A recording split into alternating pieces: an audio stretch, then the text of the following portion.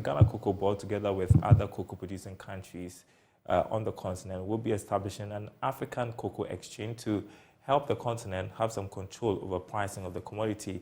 The exchange will function as an international marketing platform for financing and trading cocoa proceeds. Chief Executive of Cocoa Board, Joseph Boahen Aidoo, explained the importance of the move at the opening of a stakeholders workshop on the feasibility studies for the African Cocoa Exchange. The move is expected to give some confidence to producers over the pricing of cocoa in the world market, since Africa is the largest producer. Presently, there are only two international markets, New York and London, which makes it difficult for cocoa farmers in Africa to bargain for a better pricing. According to the Chief Executive of Cocoa Board, Joseph Boahen Aidoo, the outcome of the workshop on the feasibility study will help with the establishment of the exchange. He believes this will support the quest for Ghana and other African countries to have some bargaining power on cocoa pricing in the global market. Prices have been dictated at the New York market and then the London market. If you have, let's say, Accra or Lagos or Abidjan market, definitely you can have more say in the market. And that can definitely change the price regimes that we've been seeing over the years.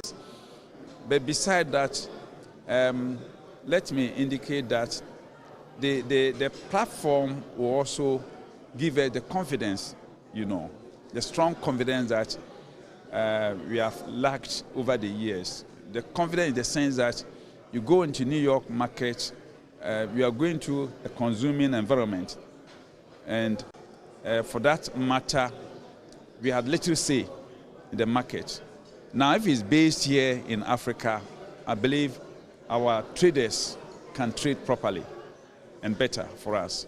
The Minister of Food and Agriculture, Brian Achampong, lauded the initiative and indicated the government's support. He therefore described the establishment of the exchange as a new dawn in Africa's cocoa industry. It could be the beginning of a new chapter in the African cocoa industry's history. We have the opportunity to change our course and revolutionize the cocoa supply chain for delivery of greater value to all actors. All things being equal, the African Cocoa Exchange will be established this year, with Ghana making a move to host the platform. We are going to keep the spotlight on the cocoa sector, which significantly contributes an average of 3.5% of GDP and employs about 17% of the working population in Ghana. Now, despite being one of the largest producers of cocoa worldwide, Ghana is yet to tap the full benefits of this lucrative industry because of a number of challenges. In studio with me is co-convener of the Ghana Civil Society Cocoa Platform, Obed Owusu Adai, to discuss this further. Great to have you in the studio as we talk about cocoa production here in Ghana. Tell me how you would describe the industry's performance over the years. Are we doing well with cocoa production? Thank you for having me. So we need to look at it in two perspectives. Production as in quantity. Ghana has been doing pretty okay.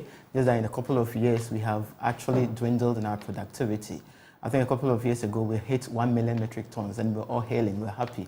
But for the past few years, we've been producing just around 800,000 metric tons of cocoa. And this year, we spoke with the Cocoa Board and we don't seem to be on track to get the quantity that we are looking for. There are several factors that is accounting for our inability to produce the quantities that we want.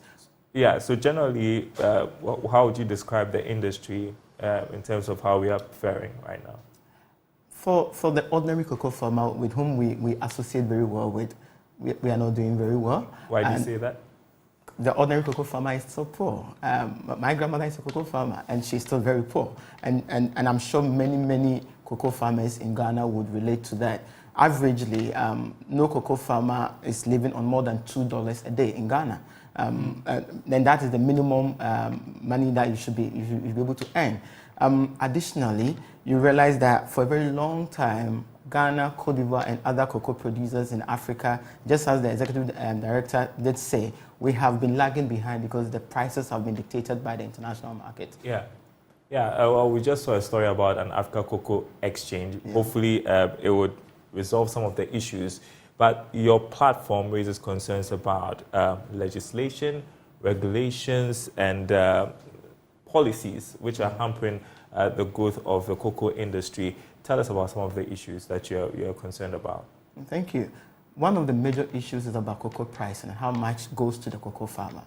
Currently, per the PPRC's regulation, the cocoa farmer is to get about not less than 70% of the FOB price. And people usually don't know what goes into determining the FOB price. Educate us. So there is an international market price. Let's say right now it's doing a bit well. It's about over $3,000 per ton. But before they set the market price for the cocoa farmer, there are deductions that are made by Cocoa Board. Cocoa Board does spraying, mass spraying, distribution of fertilizer, and other costs that is associated to their production. They deduct all these things from it, and then they also deduct the LBC margins. Those who go to the countryside to bring the cocoa beans, they pay them from it. So the money that is left, that is what they share between the cocoa farmer and government. And per the statistics, the farmer gets between 68 to 72% of that. The question we should be asking ourselves is, the other part that goes to the Cocoa Board, what happens to that money? That's a lot of money. Have you been able to figure that out? Not yet. Well, we just saw a story about an African cocoa exchange, which is supposed to help farmers have some control over price, or producers have control over pricing. Are you confident about how this platform will help achieve that mandate, if you like? I think it's long overdue. Ghana, Cote d'Ivoire, and African countries, we produce cocoa, but we don't trade in cocoa. Or there's no market in Africa for trading cocoa. So it's either on the London Stock Exchange or the New York Stock Exchange. If this is implemented, and implemented very well, then Ghana, Cote d'Ivoire, and other cocoa producing countries will have control over how we trade our cocoa beans. I think that has been one of the fundamental problems or challenges within our trading of cocoa. But the problems in the cocoa sector is not only about trading, but there is also a supply problem. Ghana, Cote d'Ivoire, we are overproducing, and that's a fact. This year we are getting better prices because the production is not too good, and so there is a demand for it. Beyond setting up the cocoa exchange, the African Cocoa Exchange, we also need to look at production. How do we manage our production? Should we continue to overproduce and flood the market with cocoa beans, which will pull down the price? Or do we manage between Ghana and Cote d'Ivoire and see that over 3 million metric tons that we produce every year? We will look at how we manage that. This will require regulation. This will require reorienting the cocoa sector, which we believe Cocoa Board and stakeholders need to start discussing it. There needs to be a lot more upstream processing of cocoa beans. Ghana doesn't process beans. Only a few chocolate companies are operating in Ghana, and most of the things they produce even go to the export market. One of the reasons Cocoa Board was established to help in the creation of these, if you like, industries, so that we can process the cocoa. You seem generally not impressed with the work that Cocoa Board is doing. Maybe it's an exaggeration, but what are your concerns about how Cocoa Board is carrying out this work? Unfortunately, I won't say we don't seem impressed, but we think Cocoa Board can do more. They are trying, but they are working with a law that was passed in 1981, and I think amended somewhere in 1981. The law makes certain provisions that overly give too much power to the Cocoa Board when it comes to processing. For example, if you're a cocoa farmer in Ghana and you produce your own cocoa beans, you cannot put value on your beans. Let's juxtapose that to a plantain farmer. A plantain farmer, you can go to your plantain farm, cut your plantain, and process it to plantain chips and other things, and nobody will question you. But with cocoa, when you have produced your beans, you have dried it, you cannot process it. And these are some of the laws that is hindering ability of the downstream processing of beans. We think there should be a lot that Cocoa Board should be doing, and it should start from reorienting and retooling the legislative framework governing cocoa production in Ghana. Yeah, we are working the lines to speak with a farmer, Letitia Yankee. I bet she's also a member of your platform, to hear from the farmers and the challenges that they are facing. But there's this concern that farmers have limited or no voice at all when it comes to pricing of cocoa beans, and why is that the case? Interestingly, there is the PPRC, which should have farmers' representation. but the farmers' representation there are coming from the cocoa share, which is made up of past cocoa farmers, best cocoa farmers. Annually, there's a national best cocoa farmer. So that group, they form that kind of a very, very secluded association. Directly on the ground, the farmers on the ground who are actually doing the farming every day, they don't seem to have any direct representation. So when we say they don't have representation, it's not like there's no farmer, but those farmers are aristocrats, high-level farmers who are there. Most of them don't even go to the farm themselves. Not the ordinary farmer. Not the ordinary farmer. farmer. The hard work. Exactly. And there is no feedback mechanism. When they go to the PPRC meetings, the discussions that happen, how do they transmit that to the ordinary cocoa farmer? There's no pathway for that to happen. Let's talk about tax regulations, because it's one of the key issues that you raise as well. What are your concerns with that? So when I began the argument, I was saying that 70%, averagely 70% of the FOB price goes to the farmer, and 30%. So on that 30%, there is import taxes and all those taxes that government takes from the farmer. We don't particularly have a problem with the tax, but what do we do with the taxes that we take? Every year, Cocoa Board goes to the money market to borrow, to buy cocoa beans. But for a very long time, we've been taxing the cocoa farmer to the extent that right now, the Ghanaian cocoa farmer is poor. And Ghana cocoa farmer is only getting 800 cedis per bag. Go to our neighbors. Ivory Coast, the average cocoa farmer is getting about 1,500 cedis equivalent per bag. In Togo, they are doing around 1,350 Ghana cedis equivalent. So you realize that the Ghana cocoa farmer is poor, and he's poor because there is a lot of taxes that the Cocoa Board is taking from them. There are all these projects and programs Cocoa Board is running with the taxes they take from cocoa that the IMF report is saying that they should even get themselves out of it. Cocoa roasts and other things that they are doing, which they are taxing the cocoa farmer to fund. And we are saying that the cocoa farmer needs to be able to benefit from cocoa that he is farming. Right. And although we understand that it's a national commodity, people need to benefit from it. But the most important person is the cocoa farmer. He needs to benefit. And that's why the farmers are more likely to smuggle their products, their produce, to other countries or give up their farms for illegal mining, right? Exactly. And early this year, that problem came up. There were a lot of cocoa beans that were intercepted in the Togo border and then in the Ivorian border. Ghanaians are taking their beans to Ivory Coast and to Togo. If the price on the local market is not good, that is market forces. They will find a way to smuggle it outside. And we just came from the Western region where farmers are giving their lands to illegal miners. Luckily for us, we went to the executive. It's very serious. Yeah, we went to the executive director of the Ghana Cocoa Initiative, and he saw it firsthand.